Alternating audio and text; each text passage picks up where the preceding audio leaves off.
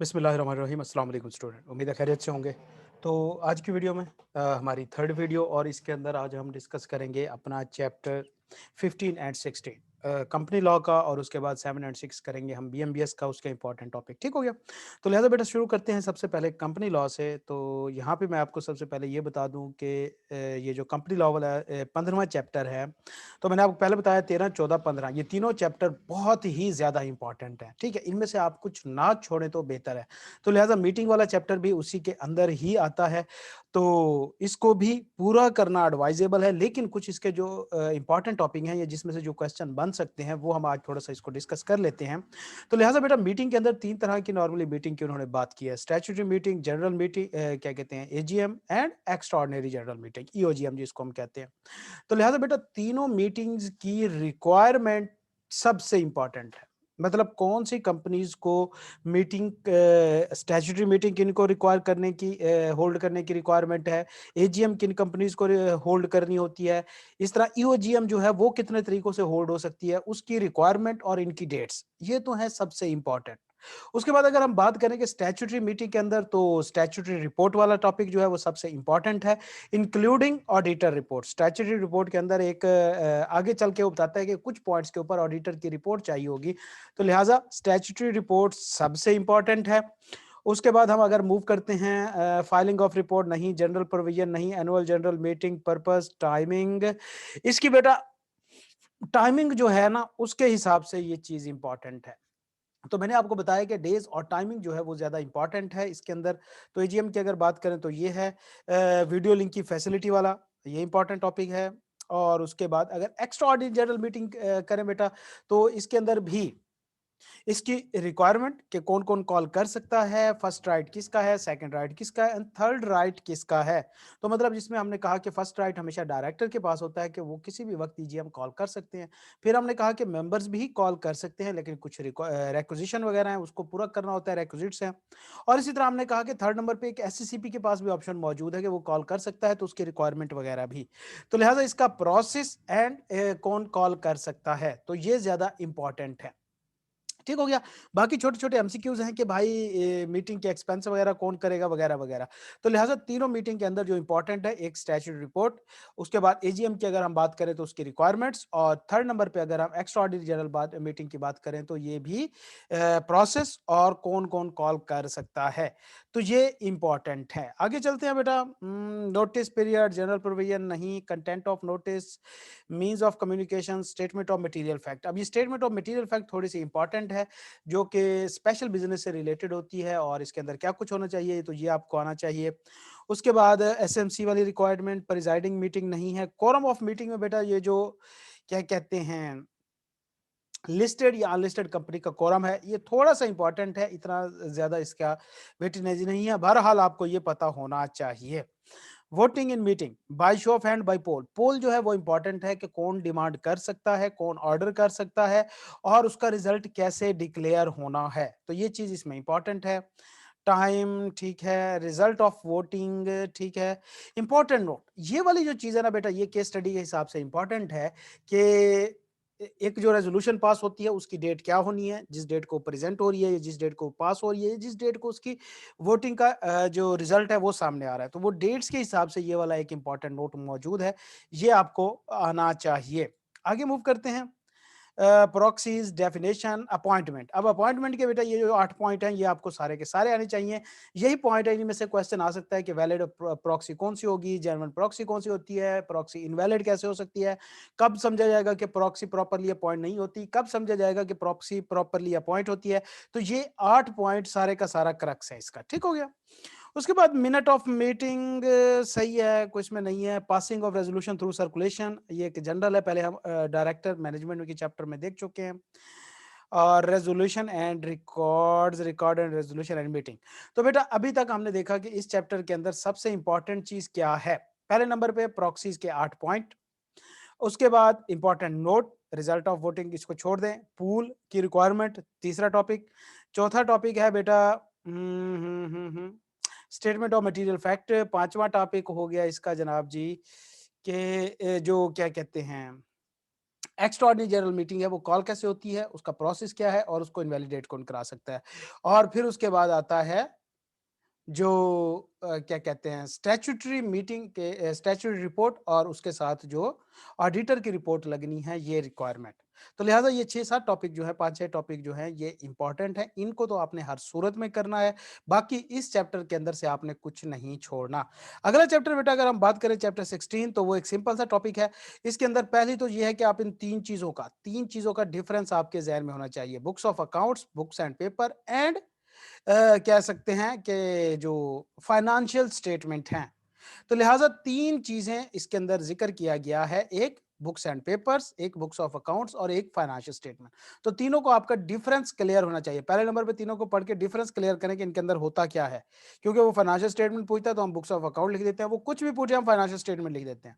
उसकी वजह यह है कि हमने भाई अकाउंटिंग पढ़ी होती है तो हमें पता है कि जी बैलेंस शीट, इनकम स्टेटमेंट, ये चीज़ें उसके अंदर डाल दो। तो लिहाजा इन तीनों में फ़र्क है और इन तीनों की इंस्पेक्शन में भी फ़र्क है। समझ आई बात? तो लिहाजा इनके अंदर आपको डिफरेंस क्लियर होना चाहिए। इसके अलावा पीरियड वगैरह ठीक है। एनुअल फाइनेंशियल स्टेटमेंट रिक्वायरमेंट इसकी कब प्रिपेयर करनी है, वही जो एजीएम की है वही रिक्वायरमेंट फाइनेंशियल स्टेटमेंट की होगी। ऑडिट ऑफ फाइनेंशियल स्टेटमेंट ये आपने करना है। ठीक है। Signing approval filing of financial statement to member to SCCP to registrar. Registrar को जो फाइल करना है बेटा ये रिक्वायरमेंट इंपॉर्टेंट है। और हाँ, ये जो अब क्वार्टरली फाइनेंशियल स्टेटमेंट है ना बेटा, ये लास्ट टाइम सप्लीमेंट में ये चीज आई थी, तो ये पूरे का पूरा टॉपिक इंपॉर्टेंट है। तो लिहाजा पहला टॉपिक इस चैप्टर के अंदर क्या हुआ, डिफरेंस। तीनों का अपने डिफरेंस पता होना चाहिए कि भाई बुक्स एंड पेपर क्या होते हैं, बुक्स ऑफ अकाउंट्स क्या होती है और statement of financial financial statements जो है वो क्या है। और दूसरे नंबर पे इंपॉर्टेंट टॉपिक जो है वो क्वार्टरली स्टेटमेंट्स हैं कि कौन सी कंपनी को रिक्वायर है, कौन कौन से क्वार्टर की स्टेटमेंट कब कब बनानी है, किस किस क्वार्टर के केस में एक्सटेंशन मिल सकती है, क्या रिक्वायरमेंट है एक्सटेंशन मिलने की, कौन ग्रांट कर सकता है, और साथ में उसके ऊपर जो ऑडिटर की रिपोर्ट होती है, रिव्यू रिपोर्ट वगैरह, उसकी रिक्वायरमेंट भी आपको याद होनी चाहिए। बाकी डायरेक्टर रिपोर्ट का जो कंटेंट है वो आपको याद होना चाहिए, बस ये जो रिक्वायरमेंट है additional content for in case of public company. तो लिहाजा 16वें चैप्टर में 3 टॉपिक इंपॉर्टेंट है, difference, quarterly account and director report. ये 3 टॉपिक जो है ये इंपॉर्टेंट है। बाकी इसमें इतना नहीं है, सिंपल है। ये 3 टॉपिक आपको बहरहाल आने चाहिए। ओके, मूव करते हैं अपना बीएमबीएस चैप्टर 7 के ऊपर। तो चैप्टर 7 बेटा उतना ही इंपॉर्टेंट है जितना कि चैप्टर 11 था। मतलब मोटिवेशन का ये टॉपिक है, चैप्टर है, इसका इतना ही वेटेज है जितना तकरीबन तकरीबन चैप्टर 11 का है। मतलब ये 8-10 नंबर कहीं भी नहीं गए। इसके अंदर से 2 क्वेश्चन नॉर्मली आते हैं आपको, जब अब क्वेश्चन दिए जाएंगे तो आप देखेंगे कि इसका वेटेज अच्छा खासा है। इसके ऊपर 20, 21, 22 क्वेश्चन जो है वो पिछली 5-6 अटेम्प्टों में आ चुके हैं। ठीक है, मतलब पिछले 12 अटेम्प्टों के अंदर 21-22 क्वेश्चन है, तो एवरेजली हर अटेम्प्ट के अंदर इसके अंदर से 2 क्वेश्चन आ रहे हैं इस चैप्टर के अंदर से। तो इस चैप्टर का खामखा 10-12 नंबर का वेटेज है। ठीक हो गया। तो लिहाजा इसके अंदर इंपॉर्टेंट बेटा सबसे पहली जो मैस्लो की हायरार्की ऑफ नीड थ्योरी है, ये तो बहरहाल इंपॉर्टेंट है ही है। ठीक है, ये थ्योरी वो पूरी भी पूछ सकता है, इसका कोई एक एस्पेक्ट भी पूछ सकता है। तो लिहाजा आपको इसकी तमाम नीड्स जो है वो याद होनी चाहिए। तो पहले नंबर पे जो मैस्लो की थ्योरी है ये आपको तमाम क्लियर होनी चाहिए, इसके अंदर कोई आपको चांस नहीं लेना। दूसरे नंबर पे अगर बात करें बेटा तो प्रोसेस थ्योरी में रूप एक्सपेक्टेंसी नहीं है इतना, ये शॉर्ट क्वेश्चन पूछ सकता है, इंस्ट्रूमेंट वैलेंस एक्सपेक्टेंसी वगैरह, लेकिन लॉन्ग क्वेश्चन इस पे नहीं जा सकता। हाँ, उसके बाद जो मोटिवेशनल नीड थ्योरी है, ये थ्योरी तो बेटा इंपॉर्टेंट है, लेकिन इसमें ज्यादा चीज जो इंपॉर्टेंट है ना वो रिजल्ट्स है।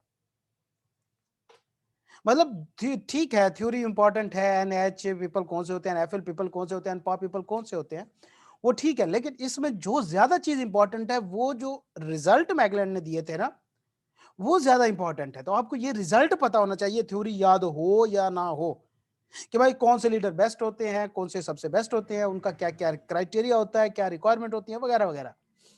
तो लिहाजा रिजल्ट एंड उसका पता होना चाहिए। तो ये दूसरा टॉपिक है बेटा। थर्ड नंबर पे नहीं नहीं, मिशन स्टेटमेंट नहीं, डेफिनेशन नहीं, रेलिवेंस ऑफ मिशन स्टेटमेंट। हाँ, relevance of mission statement short question है। हाउ टू सेट इफेक्टिव गोल, एक ये टॉपिक, और सॉरी ये था हाउ टू सेट इफेक्टिव गोल, ये शॉर्ट क्वेश्चन है। ये मतलब 2-2 3-3 नंबर के मार्क्स हैं, तो इनको आना चाहिए। प्रॉब्लम क्रिएटेड बाय गोल, कोई मसला नहीं है। एमबीओ, मैनेजमेंट बाय ऑब्जेक्टिव, ये इंतहाई फेवरेट टॉपिक है भाई। एग्जामिनर को अगर 10 बार क्वेश्चन सिलेक्ट करने का इस ऑप्शन में से दिया जाए तो तकरीबन 7 बार एमबीओ टेस्ट करता है। ये बहुत ज्यादा फेवरेट है। तो पहले टॉपिक क्या है, नीड थ्योरी, दूसरे नंबर पे मोटिवेशनल थ्योरी और थर्ड नंबर पे एमबीओ। ये इंपॉर्टेंट है। उसके बाद आगे चलते हैं, 3 टॉपिक हो गए और रीइंफोर्समेंट थ्योरी ठीक है, बस negative reinforcement, positive general concept है, equity and organisational justice, reward system and motivation, interesting reward, what manager, the reward system and motivation, performance related.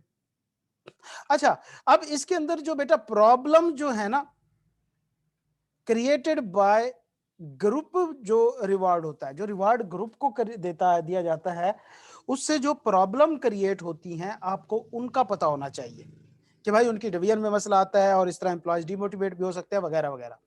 तो लिहाजा ये आपको पता होना चाहिए। बाकी बस हाईली इंपॉर्टेंट इसके अंदर इस टाइम मैंने कहा आपको 3 टॉपिक है, MBO, motivational need theory and hierarchy of need theory. ये 3 थ्योरीज आपको इसके अंदर से याद होनी चाहिए।